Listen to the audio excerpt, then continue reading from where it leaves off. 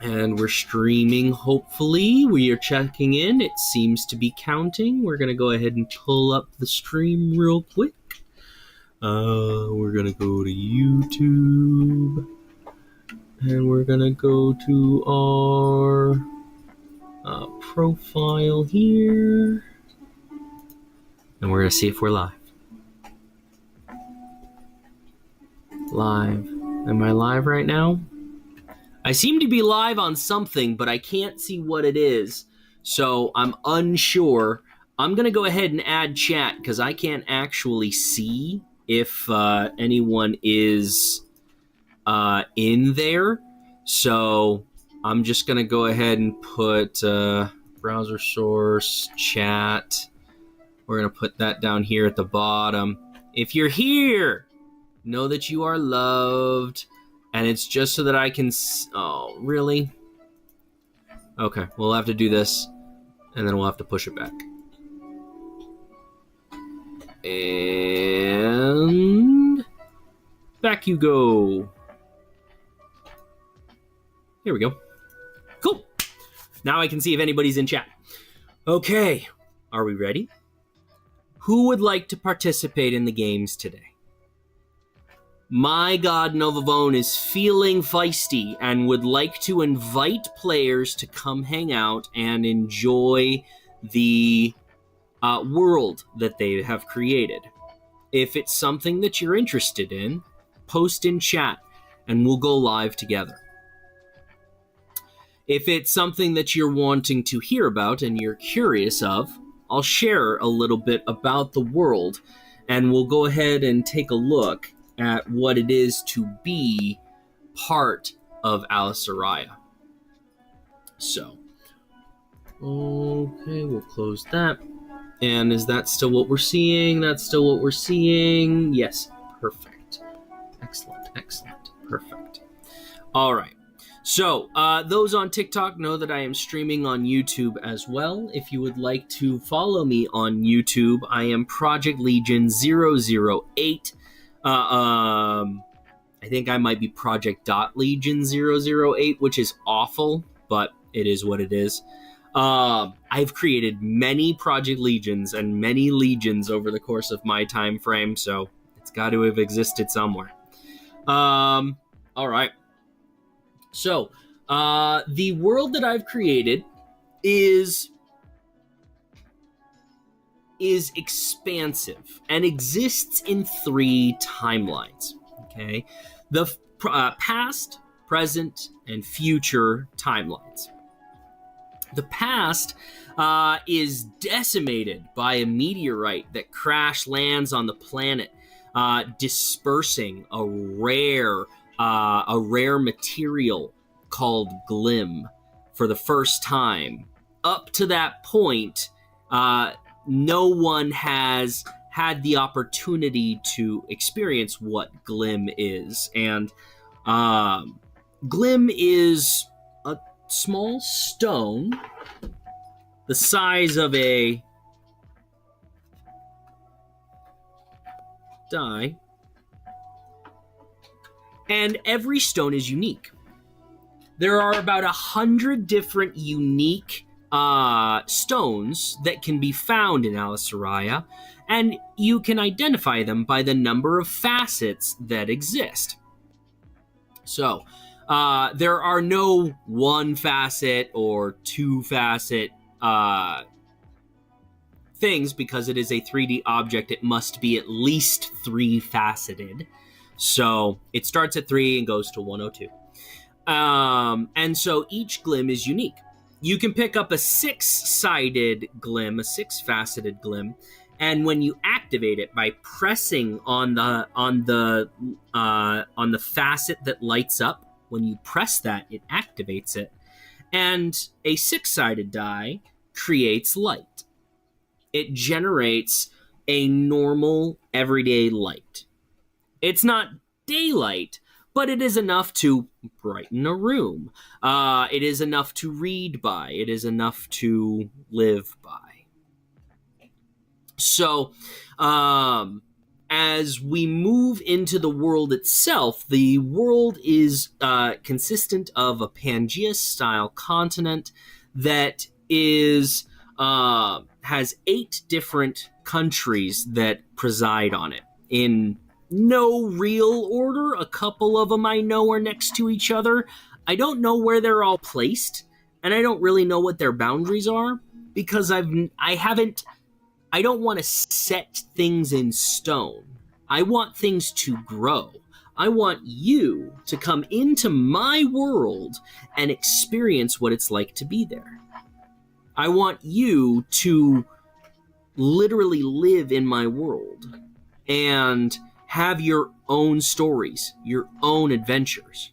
Yes, is this going to be a video game? You bet your ass. It's going to be a giant VR world that you'll be able to live in. That's my goal with Al Soraya. If it gets enough traction, that is up to you, whoever is watching this. Right now, it doesn't seem like I've got a lot of your attention, which is okay. You guys are busy. So, we've got lots of people that are in and around that might be joining.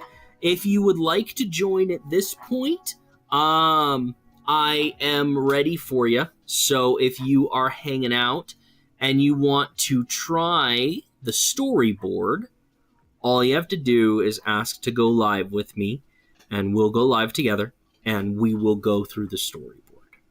Okay? We'll create a character for you, and we will, I need to go ahead and duplicate this, because this one is actually, this one is my friend's. So let's do this. Can I go ahead and I want to duplicate this. Can you duplicate? How do you duplicate? Make a copy. Entire presentation. Make a copy! Yes! Now we're set to go. If anybody would like to build a character, if not, I will build a character and I will go live with myself. If that's what I have to do, that's what I'll do. I want to have interesting content. I also want to be theatrical. I want to have voices. I want to be excited. I don't want you to be freaked out by my hand motions. Okay? I'm okay. I'm a theater kid. I always have been. So, I'm a little over the top. Okay. So, unlocking the secrets of Legion exists within one of these countries within Al Soraya.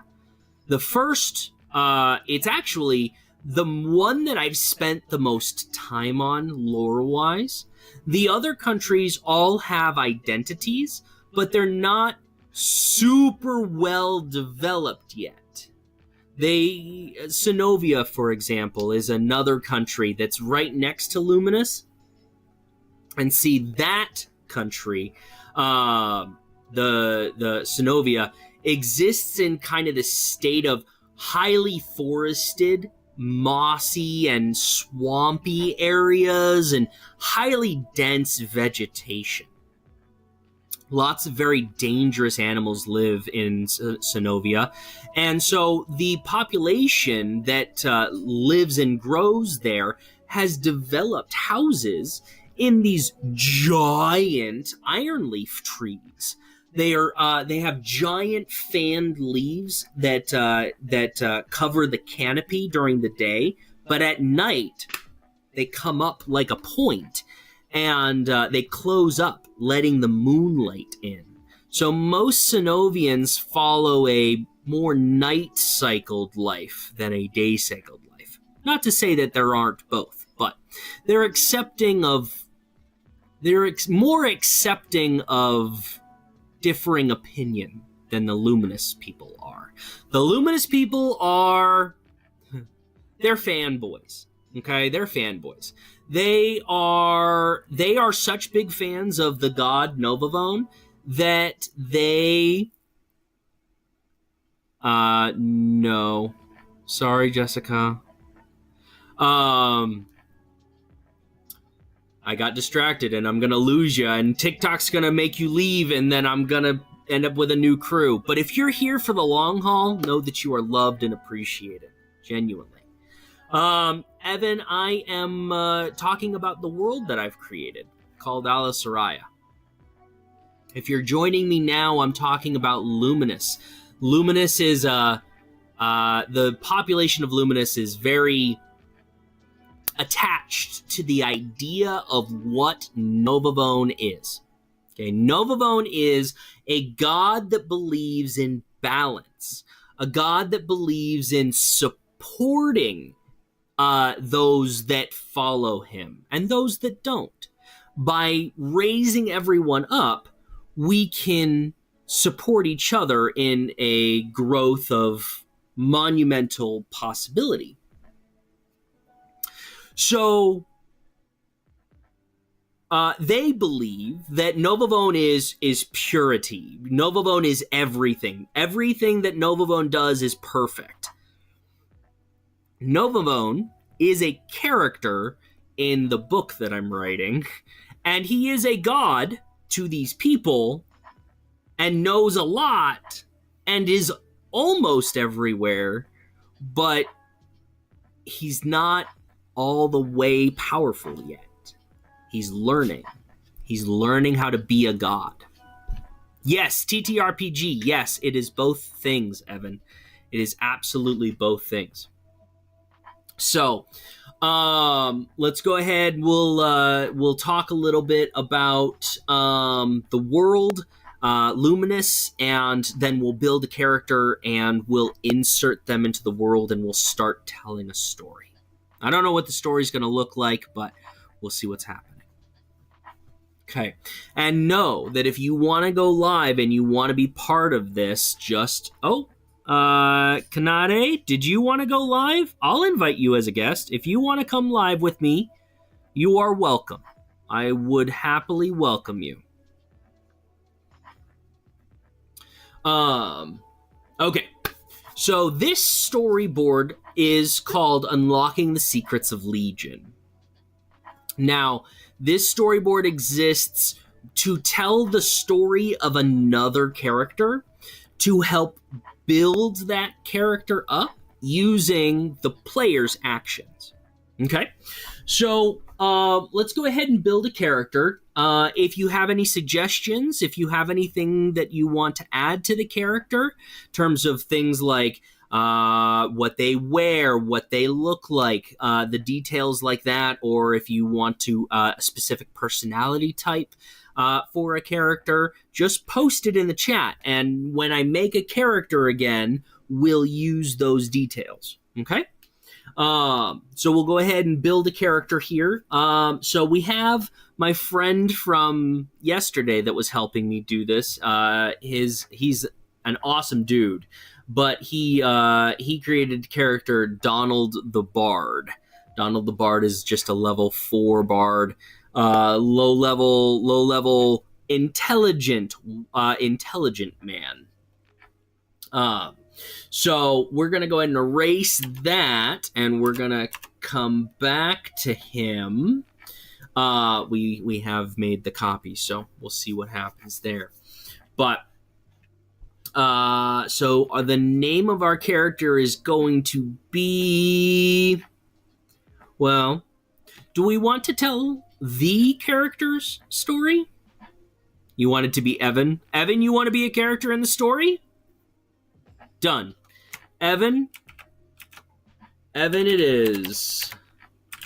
Evan, and then we need a title for Evan. So we need either a last name or something special that Evan has done so that we can build the character for Evan. So Evan isn't just Evan. Evan is... Evan the Second. Okay. What happened to the first? We'll find out, I guess. Evan the Second. Okay, so we have Evan the Second. Evan, you are... And is it EV? It is EVAN. Good. Okay. We'll go ahead and build you a character here. Do you like any specific... okay, I see. We can play with that.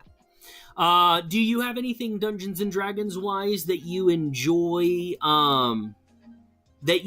playing as, or would you be able to describe your character in a specific way so I can give them like a class and some abilities and stuff like that, just so that they're not just normal? I don't want you to just be Evan. I want you to be Evan the Second. In fact, I think I've got something if you're open to it. Hear me out. Evan the Second is a paladin. I like that. Paladin is great. Paladin is very, very strong. Okay. Evan the Second takes the stage as a paladin, which means he's going to have a bit of higher HP. We're going to give you 63 HP. We're going to go ahead and say you are level... Do you want to be a little strong, medium strong, kind of strong, or really strong? My idea was to turn you into a carbon copy of yourself using a wizard's simulacrum ability. Basically, create a duplicate of you, put you in the world. Yes, simulacrum. That's exactly what I was thinking. So what do you think? How do you feel about being a simulacrum? Okay. All right. So Evan the Second, the simulacrum. Do you still want to be a paladin? Snow Evan. Okay. So we got Evan the Second. We'll go ahead, and because it's a wizard spell, we'll make you a wizard. You do have access to high-level spells here because he was a high-level wizard. But once you use your magic, it's gone forever. So you've got to be careful about your choices. Okay? Okay. All right. So we're not a paladin, which means instead of having great HP, you've got terrible HP. So we'll go ahead and say you're pretty high level. We'll say you're probably, I think you have to be level 18. You have to be coming in really high level. So we'll make you level 18. And that means that your HP is probably going to be about 85, give or take a little. Okay. You have stamina. Now, stamina is your ability to do things in my world. Okay. Once your stamina is gone, it does not return. Okay, so you got to be real careful about your spells. The Bard at level 4 only had 4. At this level of play, at level 18, I'm going to say you have 100 stamina. Okay, to use and spend as you wish. Before you cast anything, I will let you know what it will cost you. Okay? We'll go ahead and say you got a garbage strength at 8. We'll say you're a little wiry here. We'll give you a 14 dex. You got a 10 con. That's all you get. Your wisdom is probably pretty high at that level. You're probably sitting 16. But your main focus is intelligence at 20.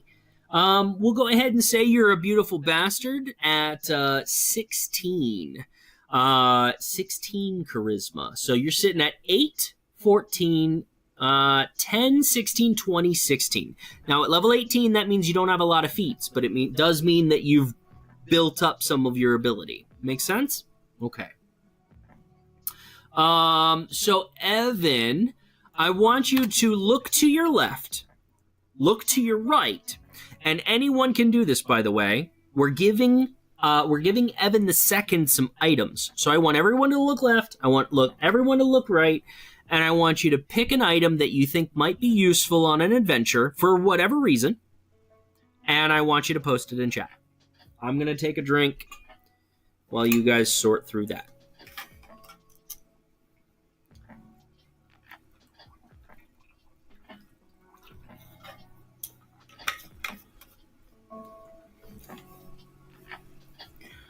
All right. Deodorant? Yeah, I mean, You're not wrong, dude. You gotta have your cigarettes. Oh, my dude. Okay, so cigarettes, you know what? You can have both. We'll go ahead and give you, we'll give you a full pack of cigarettes, because that would be, you just bought a pack, okay? So pack of cigarettes. You've got your sketchbook and pen, we'll just say kit. Okay, sketchbook kit. That includes anything that you would use with your sketchbook. Okay, so that includes your pens, pencils. If you have a bag for that kind of stuff, you got it. Anything else? Fishing rod. Okay, portable fishing rod. Excellent, love it. Anybody else got anything they want to close? Oh, we gotta give them some deodorant. Yes, deodorant. Okay. Alrighty. So, we got a few things. We'll go ahead and say for now that one's probably we can equip you with an instrument. Okay? We can equip you with one, just not quite yet. How's that? We'll get you acquainted with someone or something. Okay? Someone potentially... Oh, Evan! There you go, bud! I didn't know you sent the guest invite. There you go, bud. So, awesome. Can you hear me? Ooh, you're very quiet. I'm so sorry. I don't know how to fix that. No. It's me. I needed to turn up the volume on my phone. So you're good. Okay. Can you hear me okay? Yep. Okay. All right. So now that you're in here, now we can actually have some fun with this. So, here's how this is going to work. I am going to treat you like an adult. I don't know how old you are. I don't care how old you are. Okay, perfect. Okay. Excellent. But that also comes with some expectations. Okay? That means that you know that your actions have consequences. So if you're gonna be a murder hobo in my world, know that there are consequences to that. Yes. So your actions have consequences, all that jazz. Yeah, let's have some fun, yeah?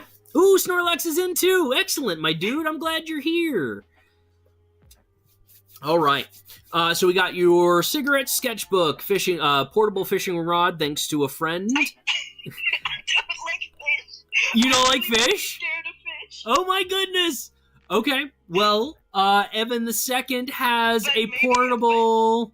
Evan the Second is really into fish. I guess so. I messed up. I guess he's got to be, right? He's got to be. Okay. So here's how this is going to play out. We're going to go ahead and I'm going to introduce you to the world at RP as much as you're comfortable. I will be talking and giving stage directions, basically, about what's going on in the world. And all you need to do is tell me what you want to do in it. Cool? Basically, just like playing D&D. Just like playing D&D. But, and we are going to probably roll some dice. If you have any dice of your own, great. If not, I will roll for you. Are right next to me. Okay, excellent. Yes, please. Cool. Okay, let's go ahead and get into this. So, we'll go ahead and go back to this page for anybody who's watching on YouTube. Not a clue if anybody is watching on YouTube, but it's there. No one has posted a comment yet, so I don't know if anybody's there. But it's okay. It is what it is. So, what would you be doing? So, today's Monday. Let's think about tomorrow. Give me a general, normal, everyday activity that you'd be doing on a Tuesday in the evening. Oh, I don't know. No? Honestly, if I'm being honest, video games, but I assume that there's no video game. No. So you don't exist in this world yet. You are about to be isekai'd into this world. Oh my god. Yes. Wait, if I'm being isekai'd into this world, why am I Evan the Second? You are, so... No, I think it'd be funnier. No, you're right. I guess we could do... Yeah, okay, let's build a little bit of a backstory for Evan the First, then. Because he's level 18, he's a wizard, he's probably got a pretty strong backstory. What is he famous for?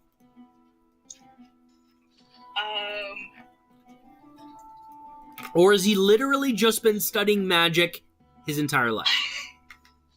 That's all he's been doing. He's been in a university or in a bookstore for his entire life studying magic. Yeah. I think, like, probably even as a kid was just like, I don't care what anybody else is doing. I'm going to be a wizard because it sounds cool. I love that. That's great. Dolphin, that is a very smart idea. We're going in a different direction, but I will save that for later.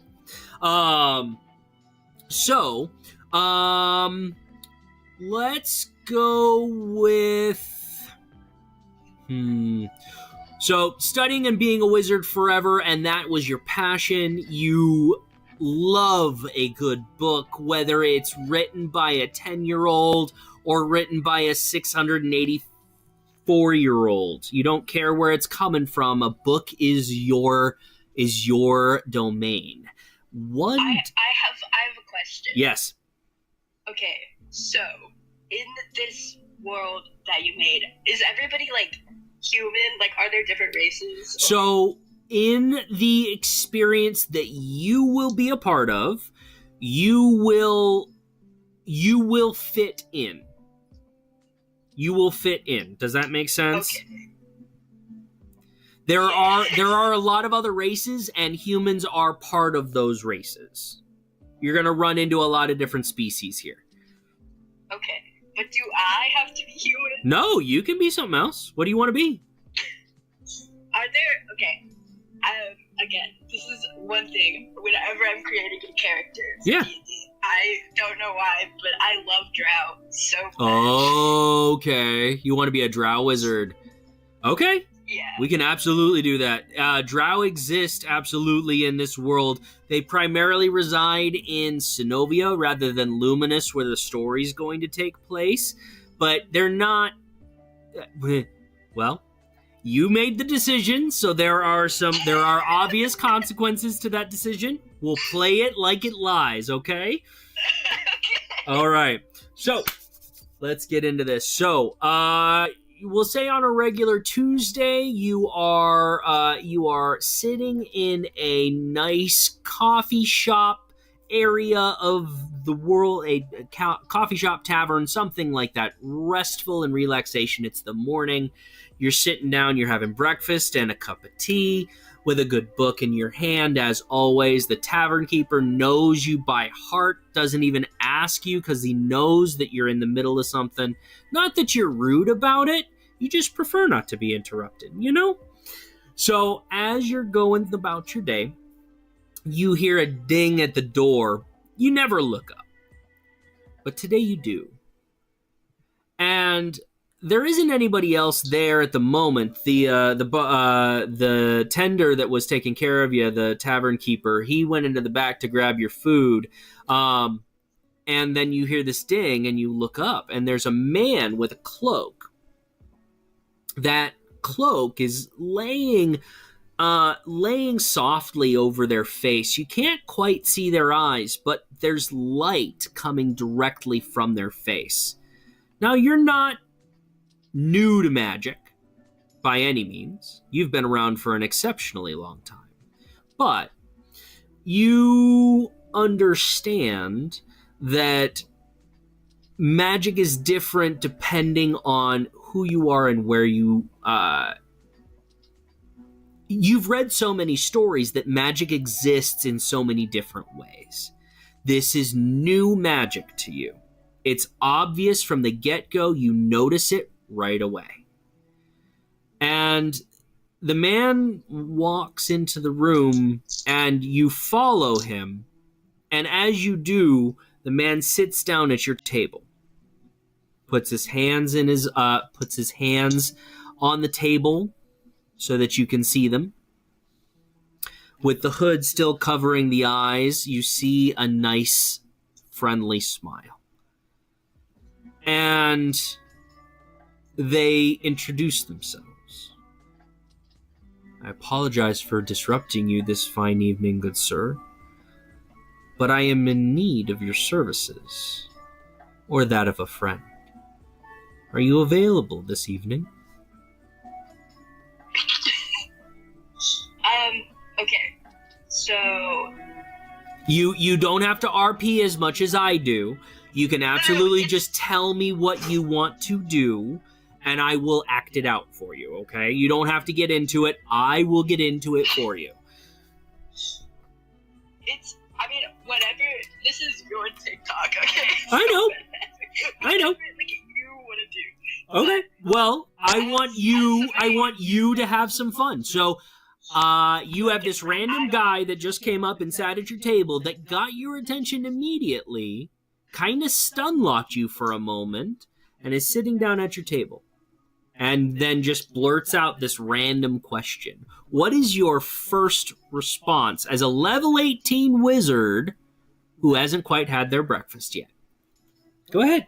What do you think? So, I'm somebody who's been playing D&D since middle school, so I can get into it. Do it, Evan. I want it. All of it. Give it to me. Okay. So, I look up, and it's just, my expression is one of not shock. I'm not shocked. I'm tired.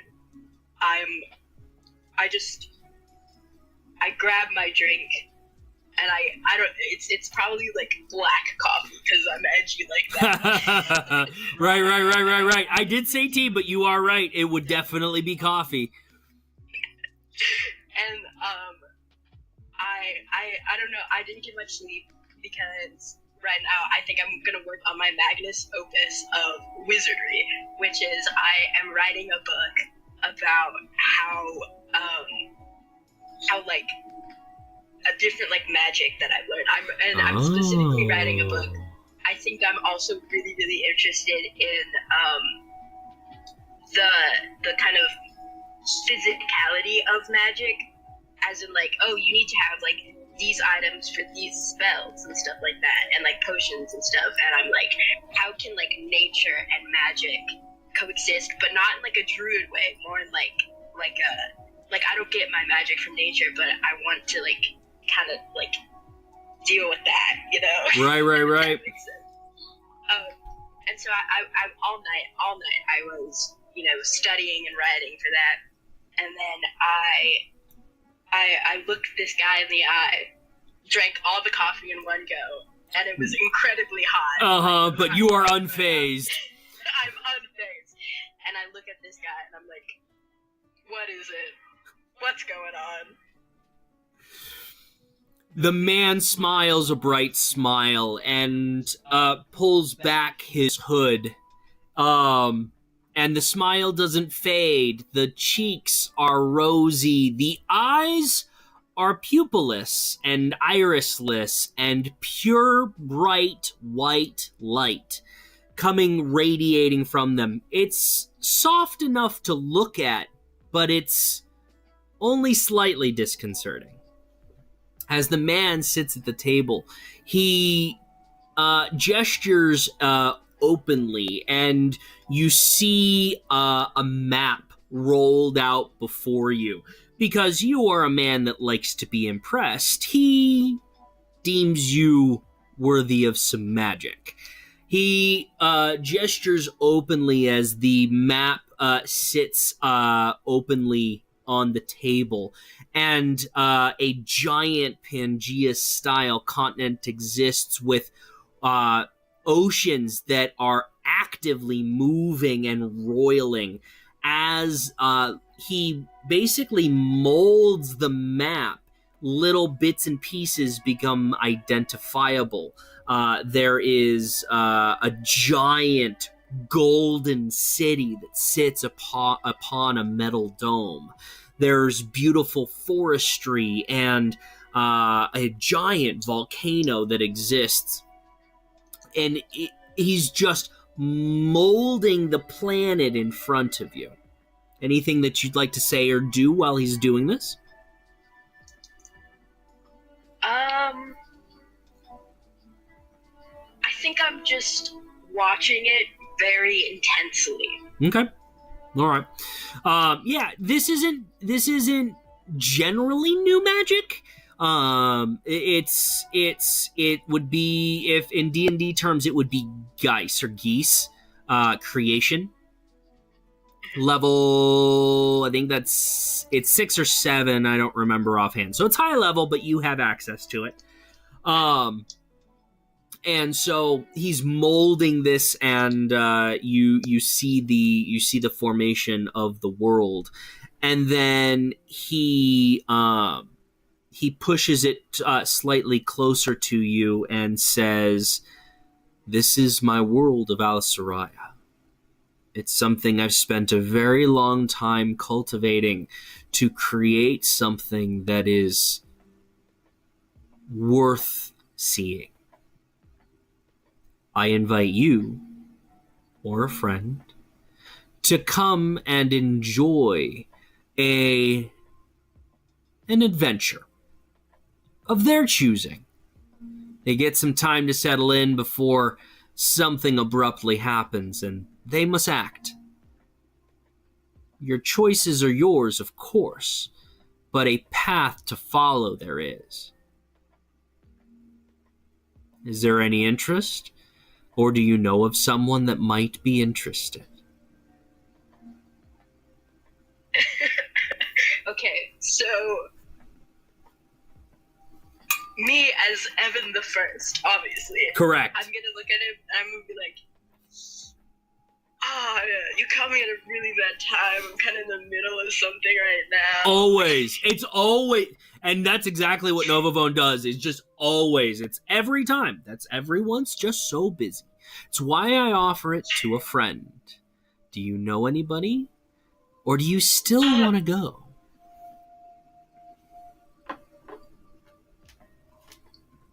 Let me see. Let me see if I can do something. And then I think I know what I'm doing is I'm using the message. Oh, okay. And I'm talking to Evan too. Oh. Like, can you do something for me? Evan 2 already exists. That's and great. He's basically just the version of me that I use to do things that I don't want to do. Oh, great. That's fantastic. Is he treated really well, or is he less than? Very much He's so. less than. Oh man. He's so less than. And it's really sad. He has a really hard life. Oh man. Okay. All right. So you're gonna give Evan 2 a chance to shine here, and so you're messaging Evan 2. Yeah, and then it's like, come down here. There's some weird guy wants to talk to you about something. Okay. All right. So Evan 2, hearing this message, you get a yes, sir. And you can visibly hear the footsteps as they are coming down the stairs. Shoulders slumped, eyes sunken in. You know that they've been working for the past 18 hours plus doing research for you. They can never use their magic ever, because what happens if you need it? So, and he gave you a fishing rod because fuck you. Sound like a plan? Yeah. Okay. Anything you want to add? Anything you want to change? Change it now or forever hold your peace. Well, I thought Evan 2 had the fishing rod, and I think maybe because Yeah. No. Evan 2 has the fishing rod because you, Evan 1, gave it to him. Oh, yes. Because you hate fishing. And Evan 2, the only thing that he has that's his is a fucking fishing rod, so he loves fishing. And I needed fish eyeballs or something. Right? Yeah, exactly. exactly. Go gather 1,000 of this kind of fish for me, please. Yeah. Okay. So I think Evan 2. Evan the 2nd. Okay. I'm sorry. No good.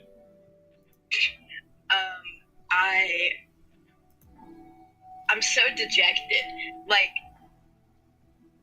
I'm a simulacrum, and so the person who I am based off of is already kind of like so tired all the time. Right. So I kind of came into the world being already really tired, and then now I'm being like overworked and everything, and it's just not good for me. You are burnt out. You are a crisp.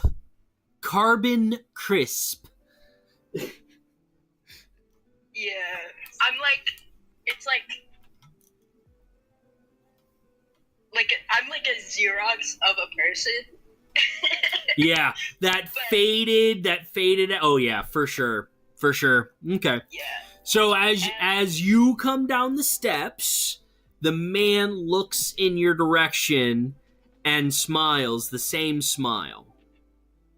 And you see the mouth moving and you hear the words, but in the back of your head, you actually hear something entirely different. I want you to make a perception check using a level 18 wizard's wisdom. So I think that's going to be like probably a +9 or close to. Okay. Based off of your stats or whatever. If you were proficient and plus your ability modifier, I think +9 is fair. Okay. Oh, it's a 12. A 12? I got a 3. Oh, geez. It could be worse. But not bad. 12 is manageable.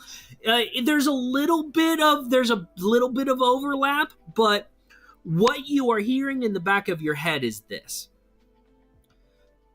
I understand you've had a hard life. I'm here to give you a choice. Come live in my world. Save it for a moment, and then choose to stay or leave. I offer you this plus one extra thing. A wish. Should you choose... Man! And his eyes are glowing, and there's mirth in their face, and so that's what Evan 1 hears. So how would Evan 1 respond?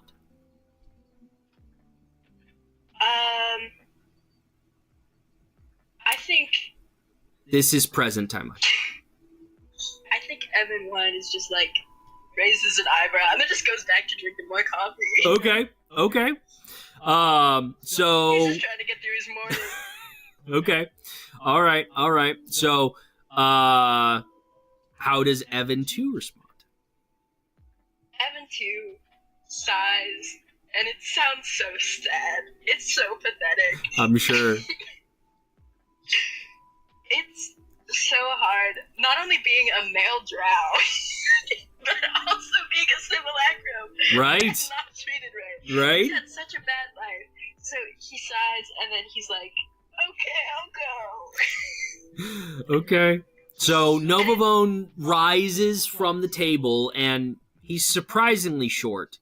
Wanders over to you, puts his arm around you, and a portal appears beneath your feet. I need you to make a dexterity saving throw for me as Novavone drops you in the portal. What's my dex?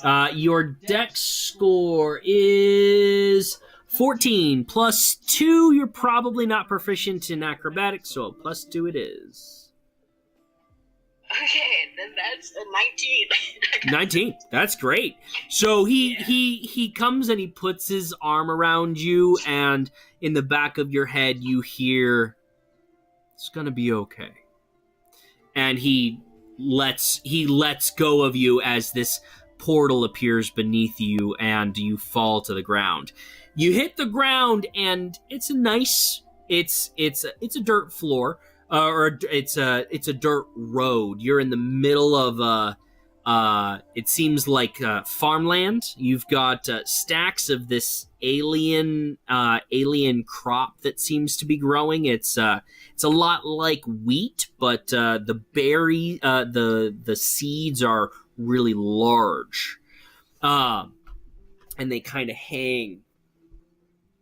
But you're dropped in this open area, and the portal quickly closes up above you. You can see a man waving from the other side. Go ahead and make a perception check for me, and then anything you'd like to do. What was my perception plus 9, you said? Yeah, perception plus 9. Okay, 22. That's fantastic. Anything that you'd like to do before I continue? I mean, other than just, like, get up and, like, look around and be like, what? Okay. So you get up and you take a large breath in, and you breathe for a second, free air.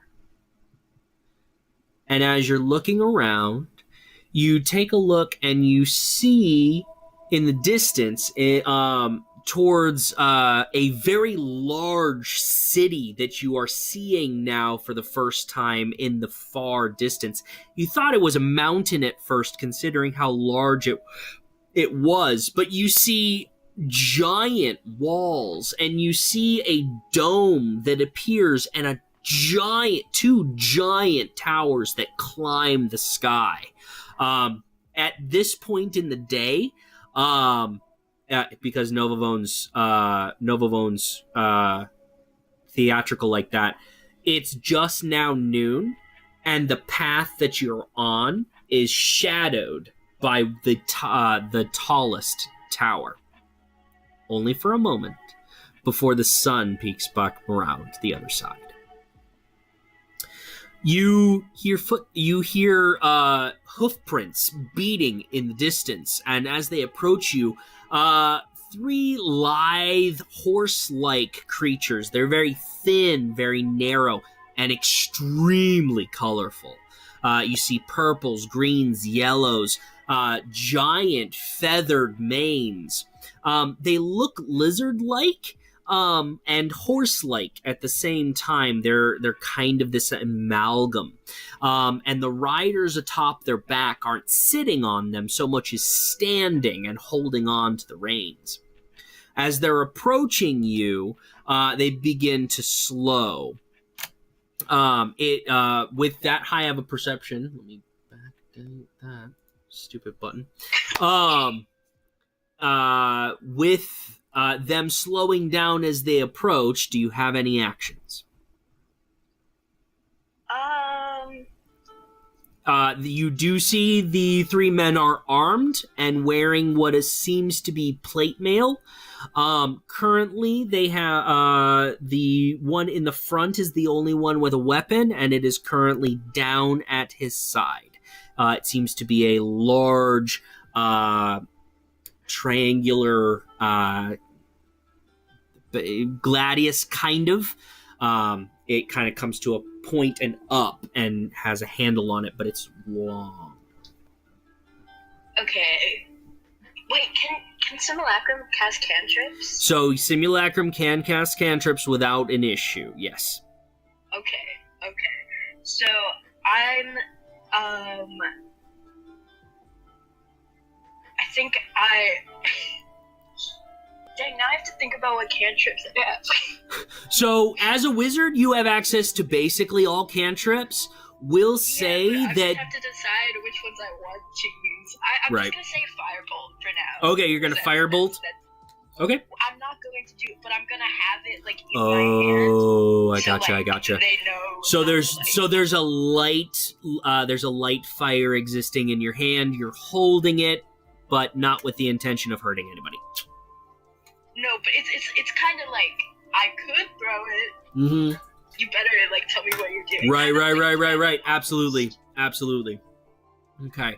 So they slow, and you can see these men are sweaty, and as they get closer to you, they look run down. They see you on the ground, and the man in front is a tall elf that is high elf, technically, if we were going to go that way. In my world, elves are elves. Drow are separate, but elves are elves.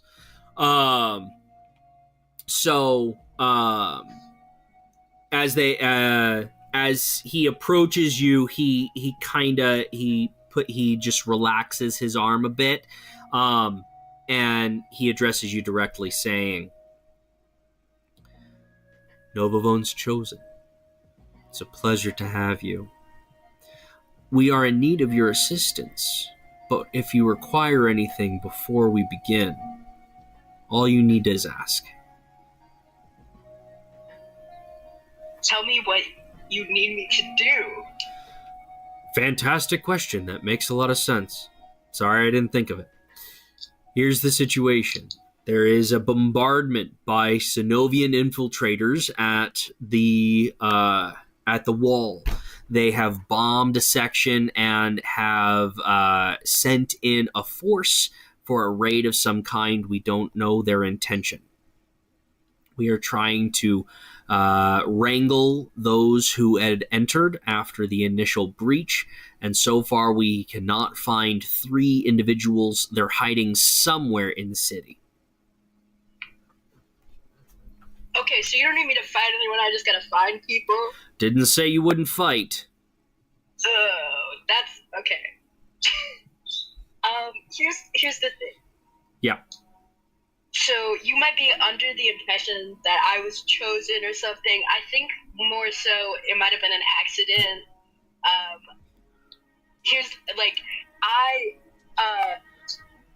So you know how there's people are usually born. So yeah, no, I wasn't. Magic stuff happened, and then I'm here. Basically, the thing is, I can't fight, and also I cannot cast spells. You can't? Wait, you're a simulacrum, right? Well, that's kind of a general term, you know? But if you want to call me that, you could, but, okay. You know. If you prefer to be known by something else, just let us know. For now, you are chosen because you are here because Novavone decided you were needed in order to solve this problem. Now, the situation is this. They have entered the city. They are doing something of which we are unsure. And at the moment, we really only have very bare bones details to provide to you. You will need to enter the city, figure out what's going on, and sort through the details later. Now, we understand. Now, Evan, I do want to say, I understand that you came into this not intending to spend so much time on this. This is long-winded, and I could go forever, but I understand that's not what you had signed up for. So if at any point you are done, you just need to say so. Okay. And if you are done now, that's okay too. Well, here's the thing. Yeah. As I've said, I've been playing D&D for the majority of my life. Right. So I can go on for hours. Excellent. That is fantastic. Good. I'm glad. Know if that makes good content. Well, the nice thing is what as we develop and build together, there's going to be something that I'm going to be able to turn into a short or something and post it. So I'm not worried. Okay. So we'll keep going here for now. Providing that information to you, they also give you a choice. So you have, they want to supply you with a pack of materials that you might need along your journey. So the things included in that pack are 500 glimmer. Okay, glimmer is the money in Alisaraya. 500 gold, 500 glimmer, roughly the same thing.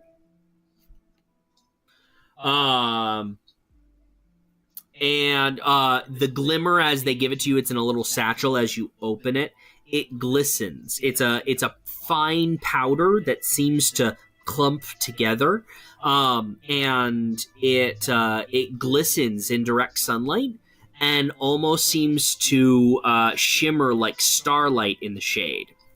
You would think they wouldn't be different effects, but it's very noticeable for whatever reason. They also provide you with a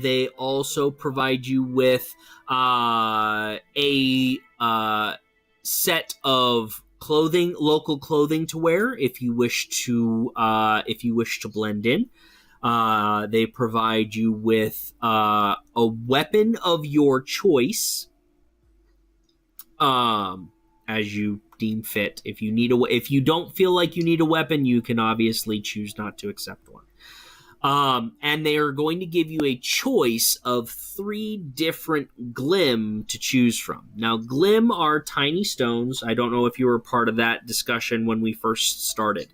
So they're tiny faceted stones. The number of facets tells you what power it is.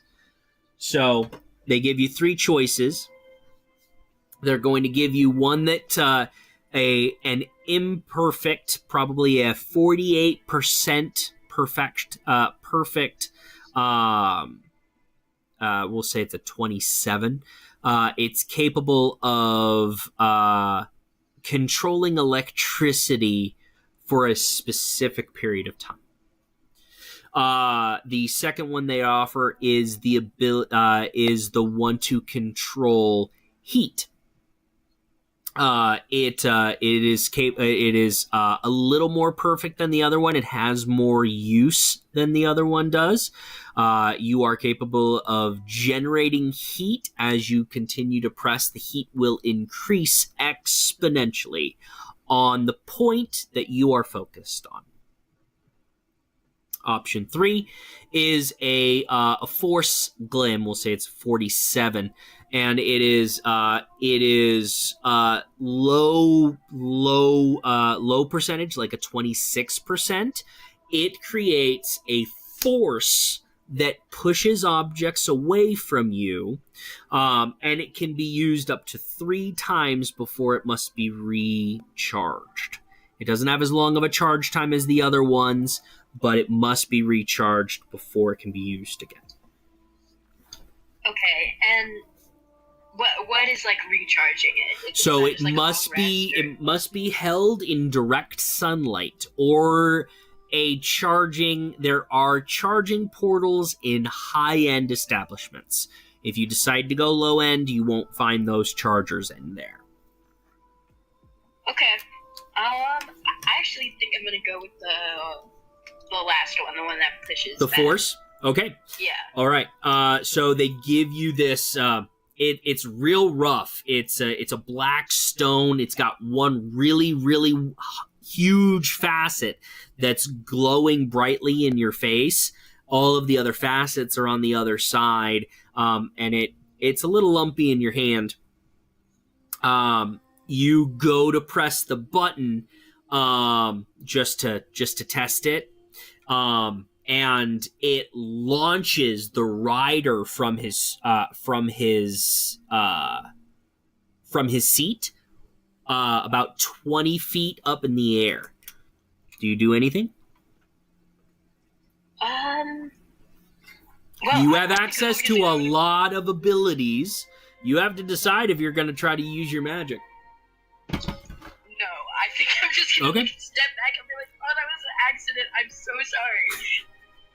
sorry. Okay, so he comes crashing to the ground in plate mail. Let's see if he got how his dexterity check is. Oh, that's bad. All right, let's roll some damage. Here. Let's go ahead and open up a character sheet real quick. I've got my D&D Beyond open up on my other page, so I'm just going to roll some die on there. We'll go ahead and roll. I said 20 feet up in the air plus a d6, so 3d6. He takes 11 points of falling damage. and he screams out in pain as he holds his leg. Oh, I shrunk something I didn't mean to shrink. Open. Where did you go? There you go. So the man is now wounded on the ground. The two men turn, look at you, nod their hands understandably, turn around, pick up their friend, get them on the horse, and then they toss a coin to you. The coin has this T-posing figure with a large white head, and a circle around it, and on the other side it's blank. You take a look at it and they yell back at you, "You'll need it if you get into any trouble with the locals." Okay.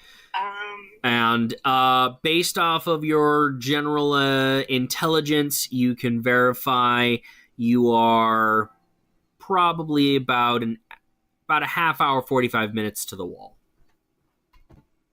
Okay. I think I'm gonna hold the stone in the sun as I walk. Okay, excellent. So yeah, you hold it you hold it as you're walking, and within a matter of a few minutes, the same light that was present on it returns, and you feel like it's fully charged.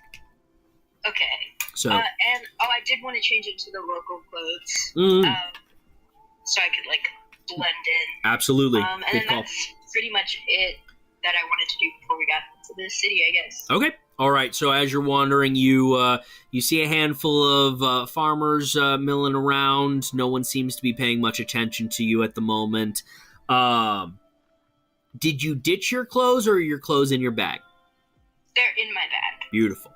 All right. As you approach the city, you notice a change in scenery relatively quickly. The beautiful farmland is replaced relatively quickly by a series of large slum-style housing that seems to be a large collection of caravans that exist outside the city gates.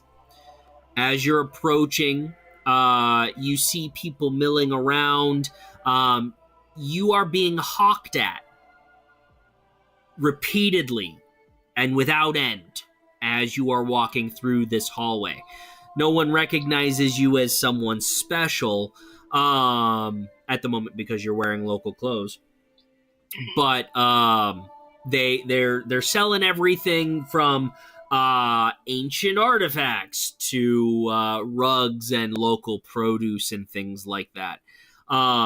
It's general menagerie of things, and you have glimmer to spend. Is there anything that you would like to experience?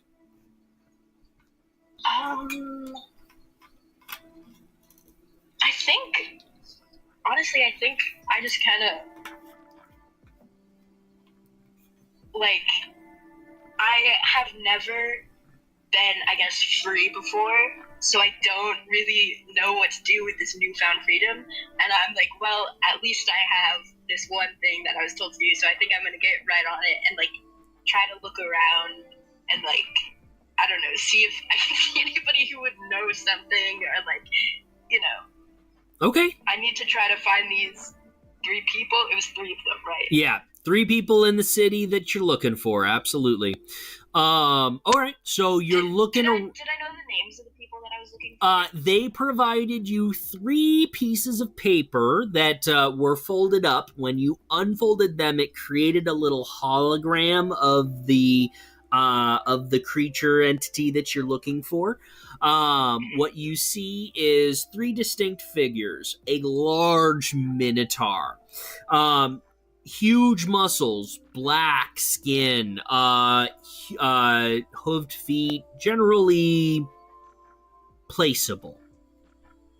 The second one seems to be a human woman, a little bit older, And she seems to be wearing general traveler's garb, but has a rapier at her waist. And then the last one is a completely hooded figure. You can't see hands, nothing. It's just a hooded figure. Details described say question mark. There's no identifying details for this third person. Okay. So as we approach the city, you are looking for signs of these people, and you're not seeing anyone that you can tell looks like them. Are you wanting to address someone like a hawker? Someone? Are you? You? Does it look like there's anybody currently in maybe some kind of like distress?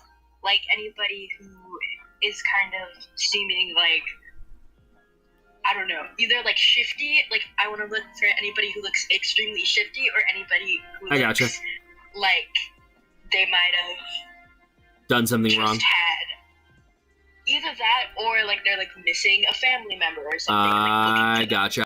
Okay. I will let you choose perception or we'll say survival. Survival's a lesser roll, but you may glean more. So we'll say it's a +5 versus a +9. I think I'll do perception. Okay, go for it.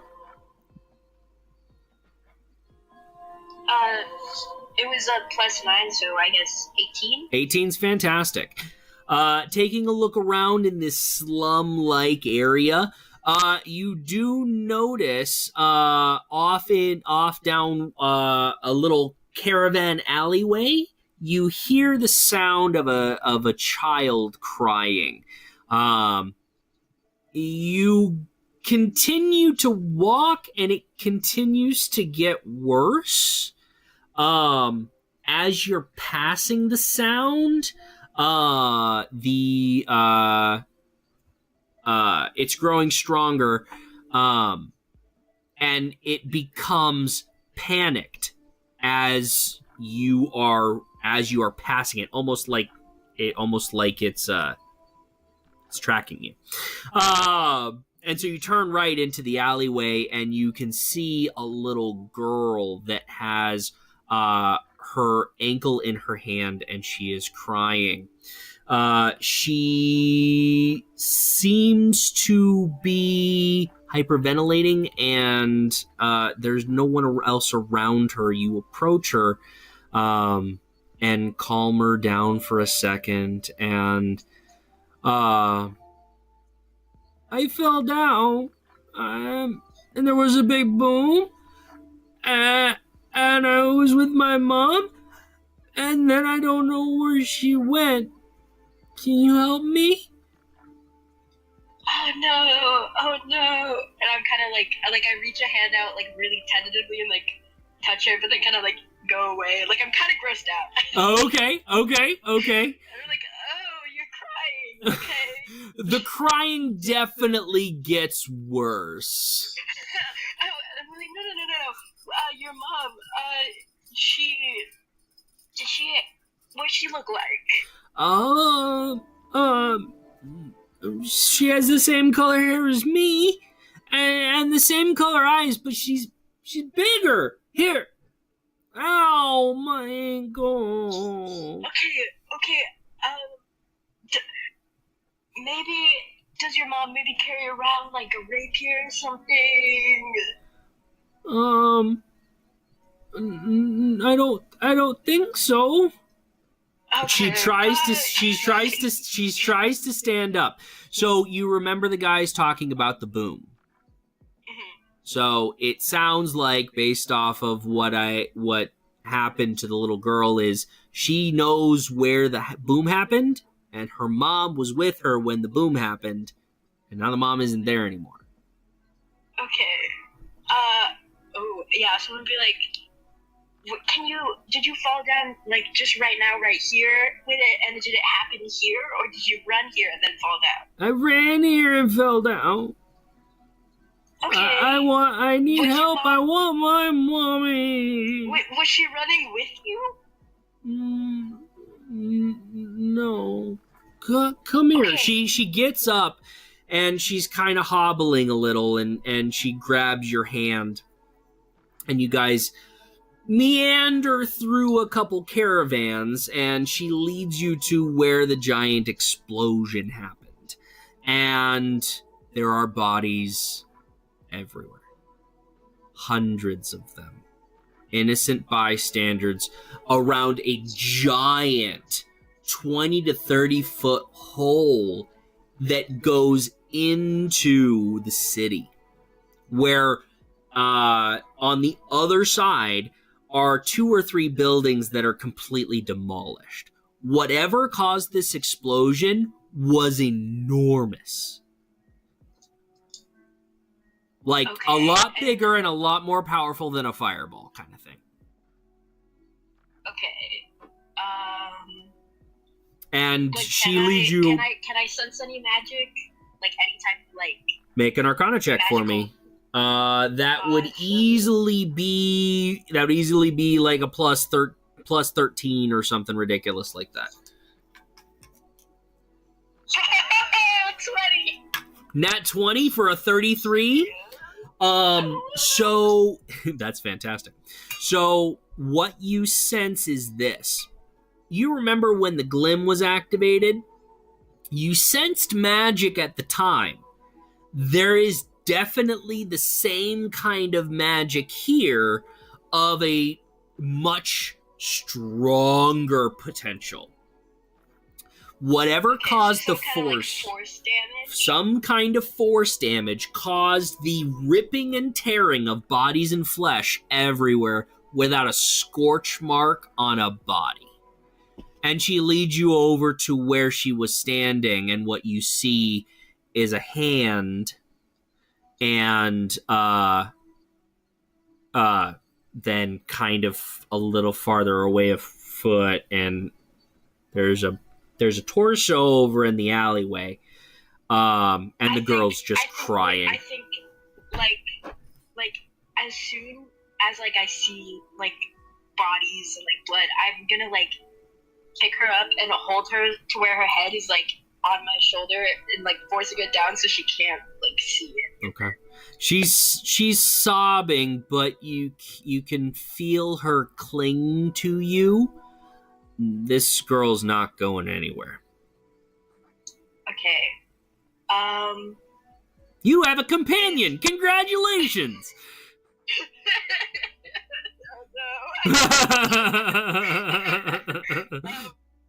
You didn't want that responsibility, did you?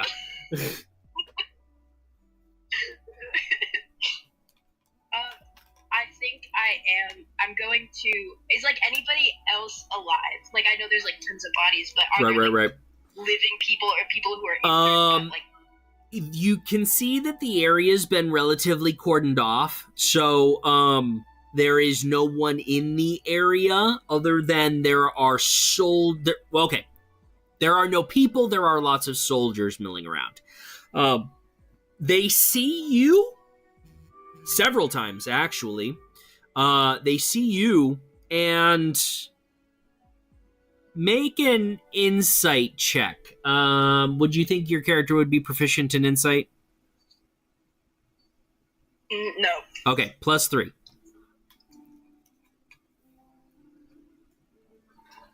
Oh, 6. Okay, they have blank expressions on their face as they see you, and they don't seem to stop their work at all. They seem to be collecting things, bodies, parts, and things, and it's not pretty. They're just trying to get to back some kind of normalcy. Okay. I guess.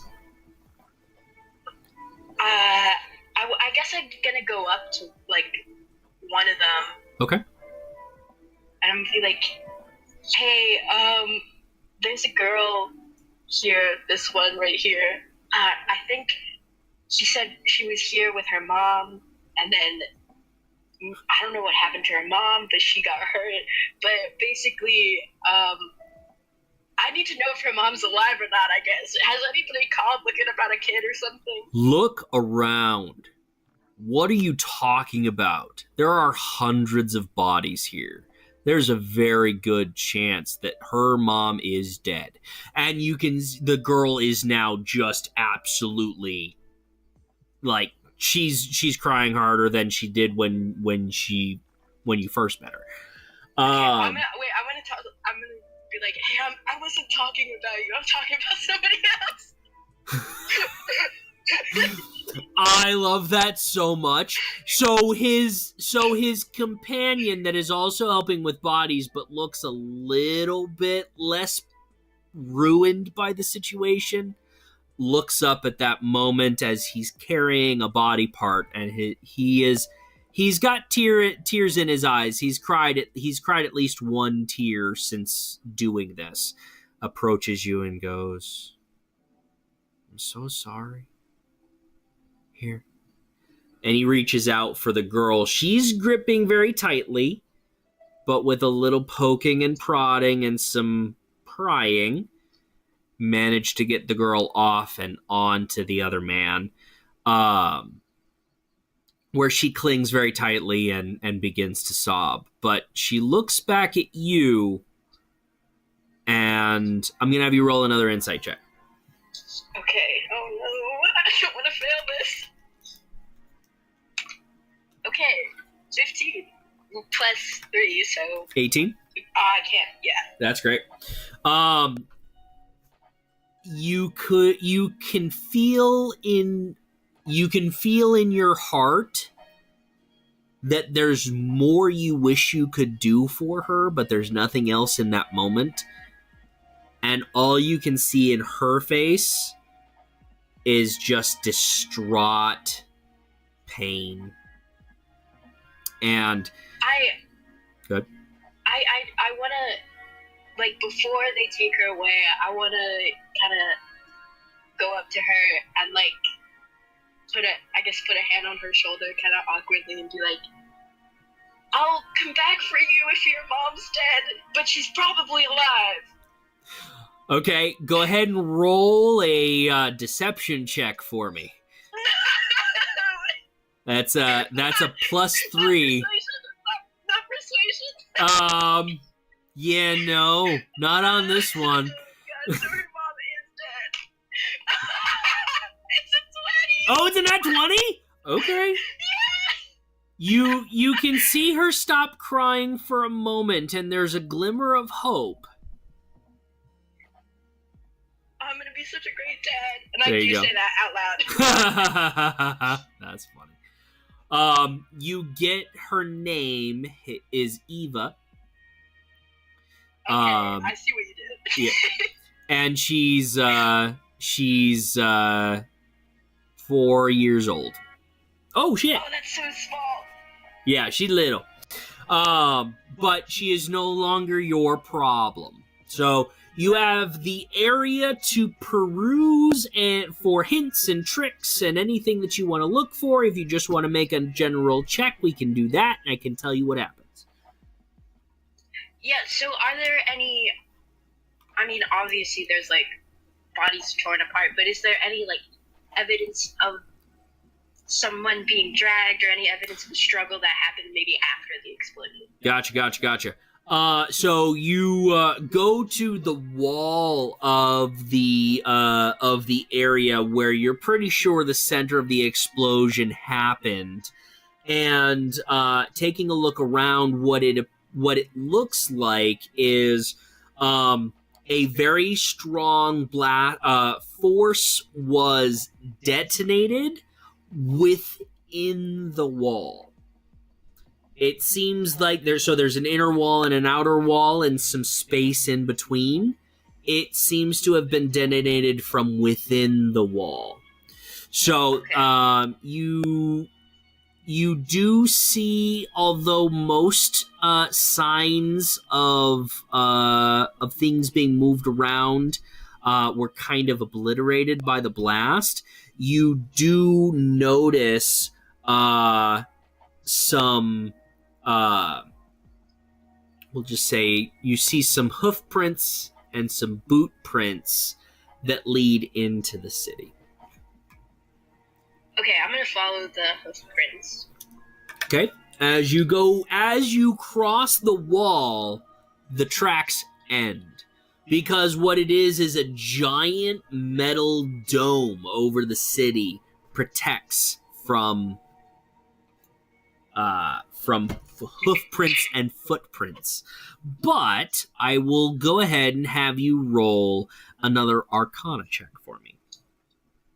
I was plus 13 or whatever. Oh, okay. I have to do real math. What'd you roll? Okay, it's a 27. Oh, fantastic. Okay.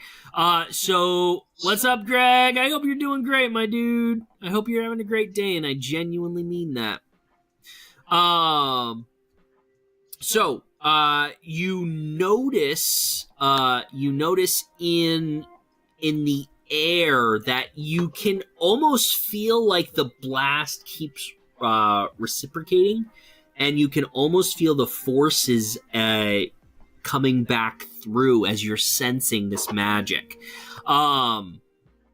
You notice the activation of another glim, and all of a sudden you're like a hound. This glim seems to be a fast travel type of magic. The intent is to speed along travelers, so like expeditious retreat. Mm-hmm. So you can anticipate that they have moved very quickly since this blast has happened. And it looks like they've gone inside the dome, inside the city. Inside the city, so they are.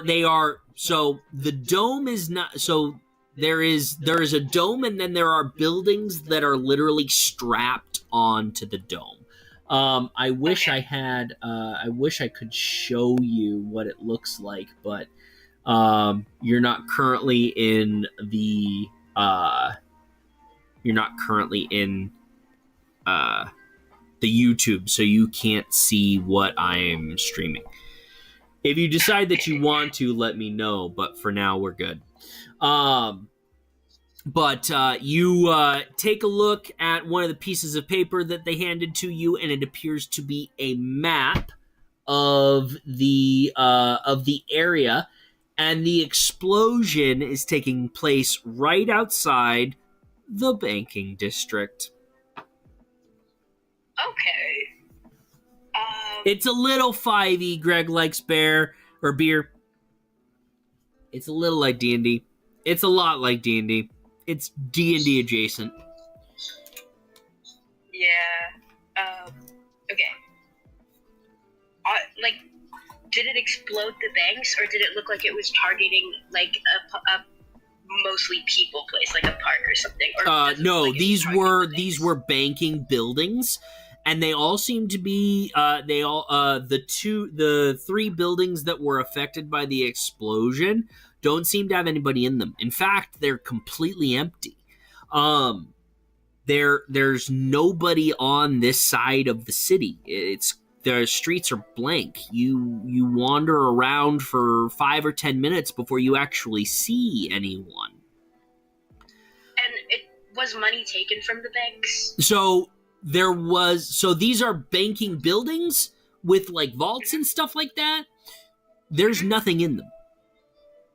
There never was. They're completely empty.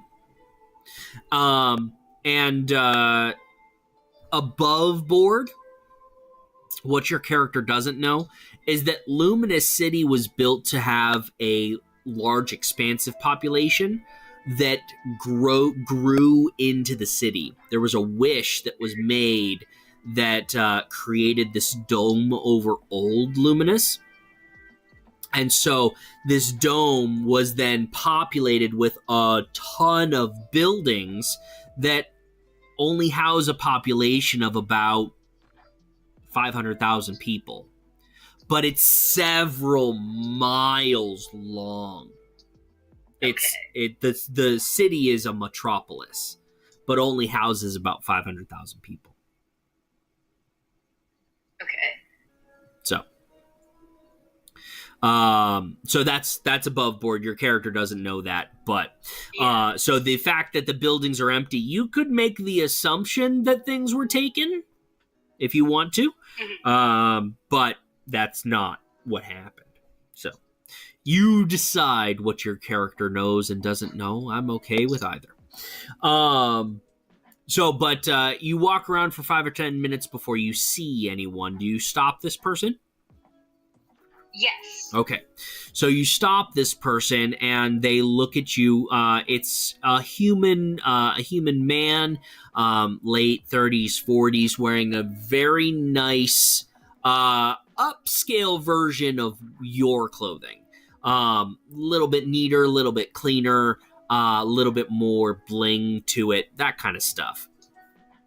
And he looks at you and kind of looks down to you, and says, "What? I'm slightly busy, but I have a moment if you need it." So I'm so used to being talked to like this that it Right. doesn't even faze me. Exactly. That's so perfect. So I'm just like, okay, yeah. So I am looking for 3 people. Have you seen any of them? And I'm gonna like hold up like the I guess holograms that Okay. were given to me. Okay. Yeah. Think minor illusion. Okay. So yeah. He takes a look at each of them and goes.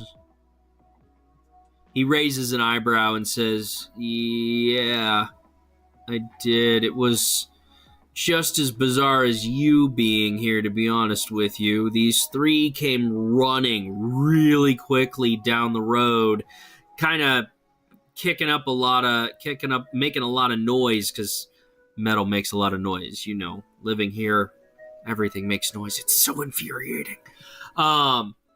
And they got to an intersection, and 2 of them split off, the Minotaur and the cloaked figure, while the other one, she had a sword that we haven't used swords in ages.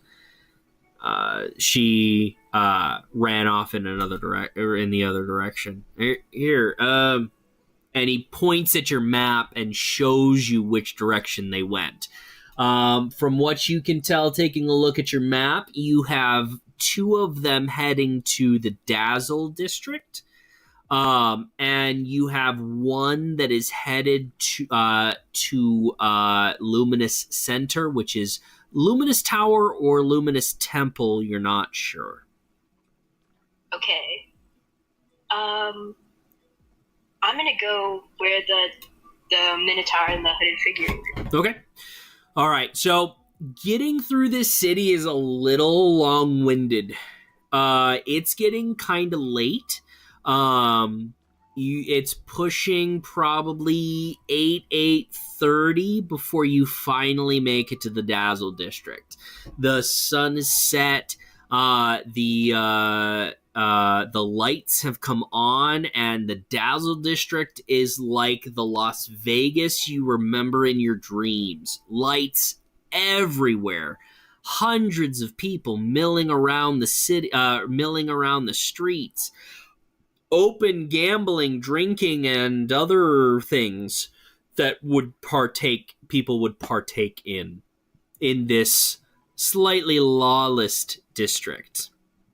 Each district has its own rules and regulations. Again, above board, your character doesn't know this, but each district is governed and then supported by the monarchy that provides guards to those locations for protection.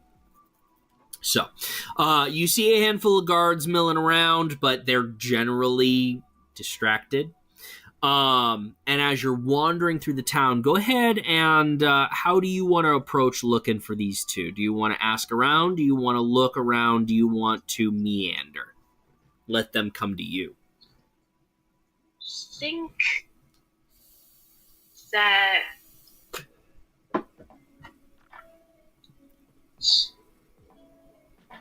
I think I originally I was gonna be like, oh, I need to find like a place where they might have gone and they might have like gone to a hotel or something. Right. But looking at this district, I'm not sure because like it seems so lively. So I think I'm just gonna kind of like look around and see if anything catches my eye as like, okay, that's like maybe where they went. All right, go for it. Make a perception check for me.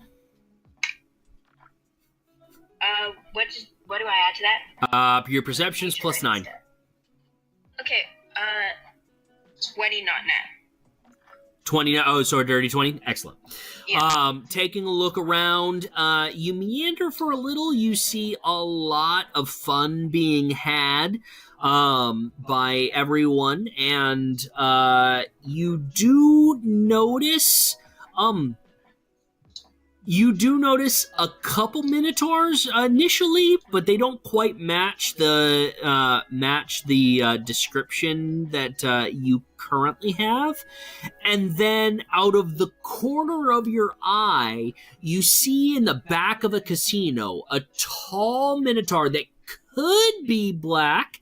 It's a little hard to tell from this distance, but it looks like they're chatting to someone wearing a black cloak.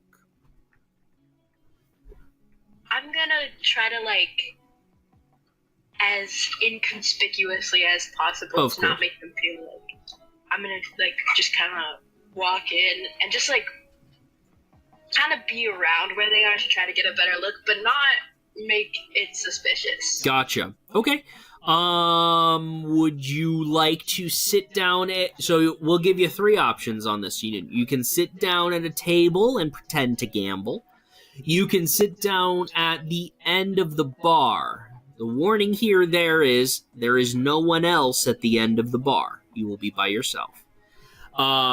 Or you can sit down in the little theater area where there is a woman playing the lute. And there's a handful of people in that area.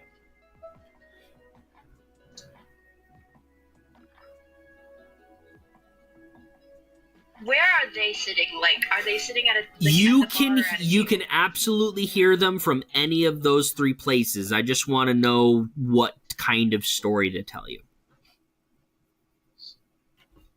Well, can I go right up to them and sit down at their table? Sure, absolutely. Yeah, you want to walk right up to them and sit down at their table? At this point, that seems like a pretty good option to me. Okay. Like, if it's not them, what's the worst that can happen? That's true. Okay. So you wander over. It does, as you get a little closer, it does absolutely match the description of the 2 images that you have. And what you see is a very large, heavily muscled minotaur that seems to be wearing a side satchel and no shirt, because that's how they roll. And then the cloaked figure, you can't see exactly exactly who they are. They seem to be wearing black gloves, black shoes, black pants. Everything is black, and you cannot see their face. And they seem to be chatting slightly as you are chatting as you are approaching the table before you sit down. We'll have you make a perception check to see if you overhear anything before you ruin the mood. Okay. It's... Oh my god, 21. Sorry. Nice. Excellent. All right. So what you overhear is the Minotaur in not so quiet tones, because I think it's hard to be quiet when you're that big. And he says, "Look, we got what we came for. Can we leave now?" And you can overhear the hooded figure in a you don't hear anything, but then the Minotaur responds and goes, I understand, I know we can't hurry, but if she doesn't hurry up, we're gonna get caught. And then you approach the table, and you are standing, you're getting ready to sit down. How are you playing this? I think I'm gonna take out the pack of cigarettes and like take out a cigarette and be like, y'all got a light? Okay. All right. Excellent. I love it. I love it. So you pull out the pack of cigarettes, and you gesture to the gentleman and say, "You got a light?" The Minotaur looks at you, and you can see him go to get up from the table, and then the hooded figure just gently pats the Minotaur's hand, and the Minotaur sits back down. But you can see him getting visibly big. Okay. I'm gonna immediately, before they do anything, I'm gonna be like, never mind, and then I'm gonna do firebolt and light it myself. Okay. Fantastic. Fantastic. And then I'm gonna sit down. Okay. Okay. All right. So you sit down at this four-seater at one of the other chairs. They're sitting at that one. You sit at the opposite side as you light this cigarette and take a drag from it. You see the hooded figure pull something from and then put something back into their pocket, almost like they were going to try to light it for you. That would be your passive. That would have been your passive insight, is that they were going to try they were going to try to light it for you, but decided not needed to. And as you sit down, the hooded figure looks at you, and then looks at the Minotaur, and then the Minotaur addresses you. Why are you here? I'm gonna immediately pull out the minor illusion Okay. thing that I have of both of them. Okay. And I'm gonna like put them on the table, and I'm gonna like push it forward, and I'm gonna be like, "This you?" Okay. The Minotaur immediately like does that, well, fuck, we're found out kind of thing, and you can see a bead of sweat. The hooded figure just gently pats the arm, and then in the back of your mind, in the same place that you felt Novavone speaking to you before, you hear another voice. It's soft, it's childlike, but it speaks volumes. It's almost like it's multi-tonal. And in the back of your head, you hear, yes, this is us. You came here knowing what we did openly. You have me intrigued for a moment. What do you do?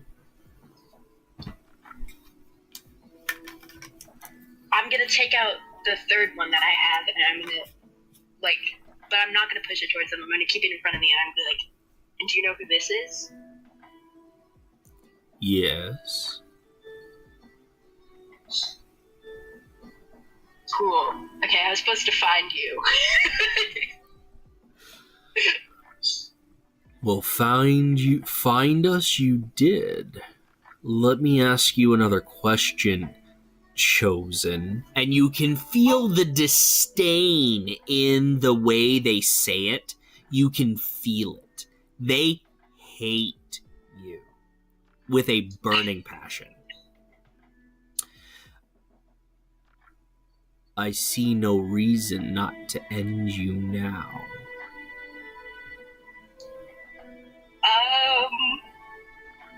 Me either. Okay, let's go ahead and roll for initiative. But okay, listen. I'm assuming you did that thing earlier. And you know what? I don't know why you did it, you killed my daughter's mother, okay? A woman, I don't know. It's a long story. Anyways. I'm supposed to find you. I don't know if I'm supposed to take you somewhere. I don't know why you did what you did. If you give me a good enough reason, I will follow you. I don't really have many morals besides what I'm told. I don't want to fight. I'm not good at it. You can see the figure visibly slow down, and you can see it ponder. The Minotaur at this point is puffing out. They've been big for a little long, so they're calming down. The figures both look at you, and the hooded figure says in the back of your mind again, listen, we were sent here to gather. And he pulls from his pouch a perfect circular glim. It's glowing slightly, not as brightly as the one that you have, but it's glowing slightly. And as you look at this, did you ever grow up with those like magic beads where you look at them and they look like they have multi-levels within them? Do you ever remember those as a kid? No. Okay, that's okay.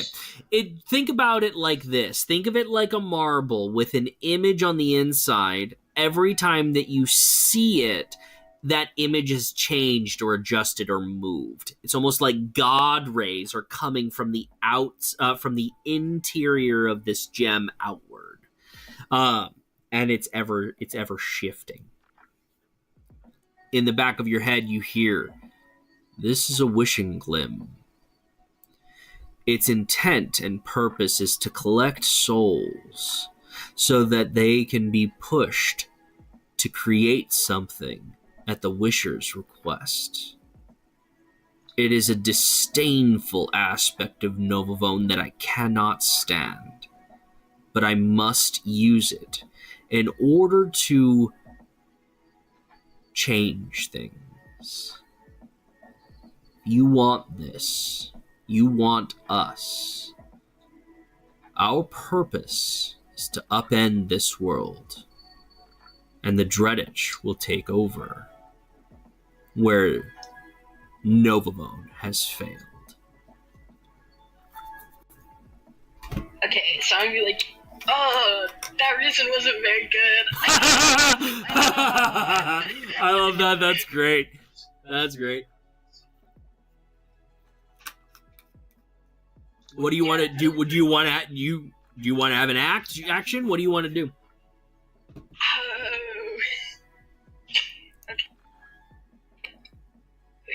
Dang it, this is on my phone. I have to get my laptop out now. Oh, okay, I'm sorry. So I can look up. You can describe to me what kind of spell you want to have happen. I am perfectly content with whatever magic you want to come up with in the moment. If it's feasible, makes sense for an 18 level wizard, I'm okay with it. An 18 level wizard is very strong. Yeah, most of the spells I know are like cleric spells. Oh, that's my go-to. I love that. I love that. Okay.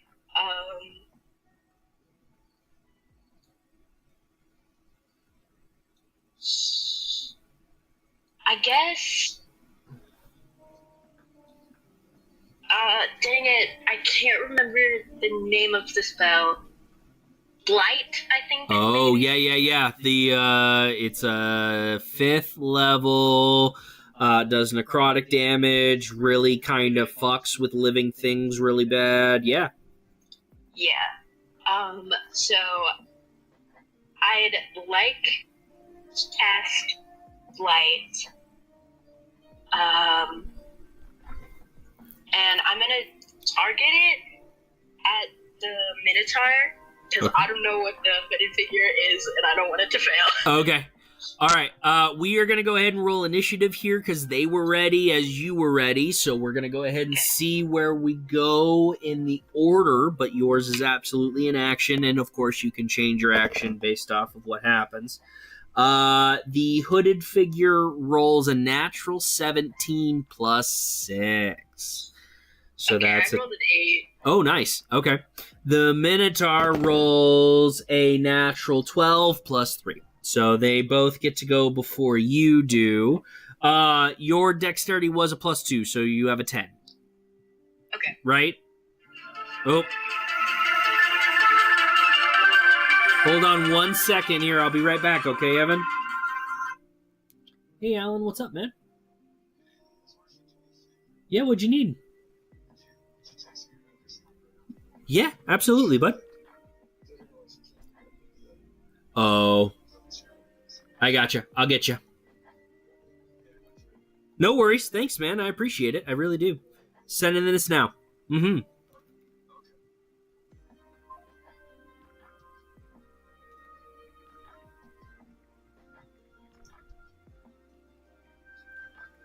Can you still hear me?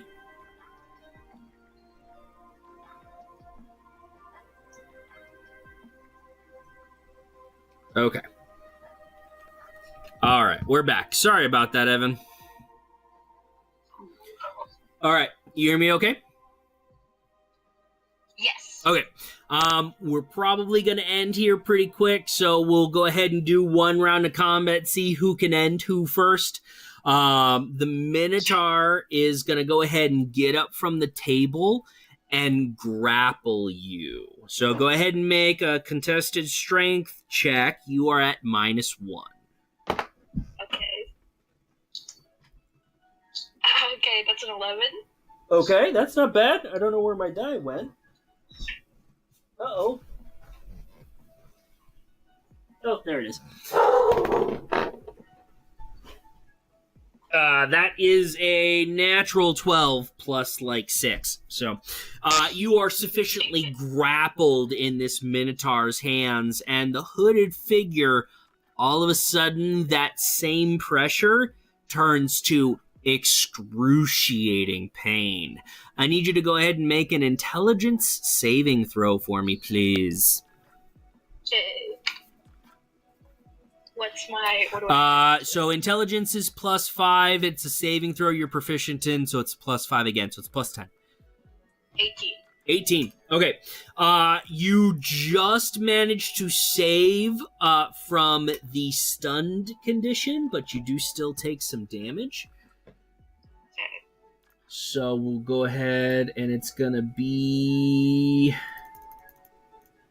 10d10 damage, halved. That's 55 points of damage. You're Evan too. You barely got to live. He's still alive. He's still alive. You have 85. You have 85 hit points.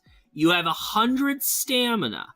Now, stamina can be used to whatever degree you want. You can use as much or as little stamina as you want to, but he just did more than half your life in one shot. You have 30 hit points. What are you doing? It is now your turn to act. They have done both of their actions, and they are done.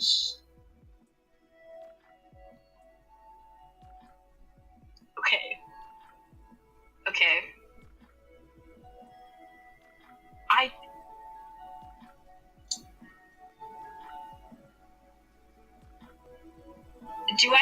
I don't have any level 9 spells, do I? Level 18 gets access to... I think they might get access to a level 9 spell. Let me look real quick. Do I have any level 18s? I got a level 20. Let me look at that one real quick. I know level 20s have... But level 20s have multiple level 9s. So... let me double check that. Yeah, you've got one level 9 spell. Okay. Willow. Shh. She's not gonna stop either. We might need to stop here, Evan. I do apologize. That's fine. So, what do you want to do for your big attack? I was gonna do power word kill if it had less than 100. Power word kill. I will allow it. Being a wizard, you can't necessarily dual cast, but I will allow this. I will allow you to use 25. So casting the spell at level 9 is going to cost you 10 of your stamina. I will allow you to use an additional 15 stamina for 25 total to dual cast the spell. Okay, yeah, I'll do that. Okay. So you dual cast something that you spent days, months, years researching, but have never had the capability of activating.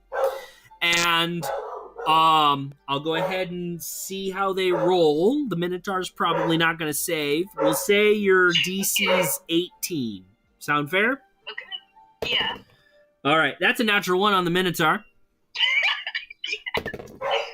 And a natural 20 on the hooded figure. So we will go ahead and come back to this next time. All right, Evan? Okay. I appreciate you. Know that there is more to this than just D&D.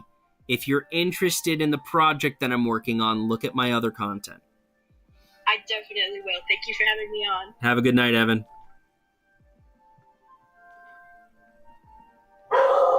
Okay. All right. It's okay. How you doing, bud? What's up? Yeah.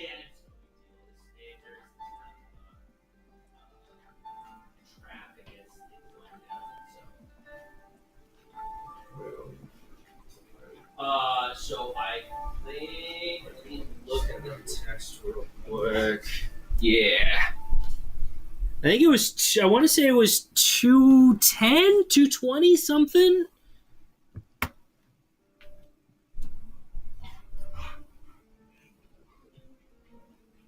Uh, 220 for 4 days. So you're here today till Friday. So, yeah. Are you sure? So, well, get yourself settled in the tree and have a long drive. So.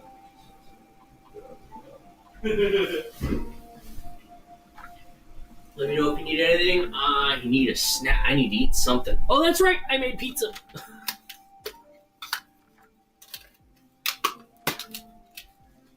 I forgot to stop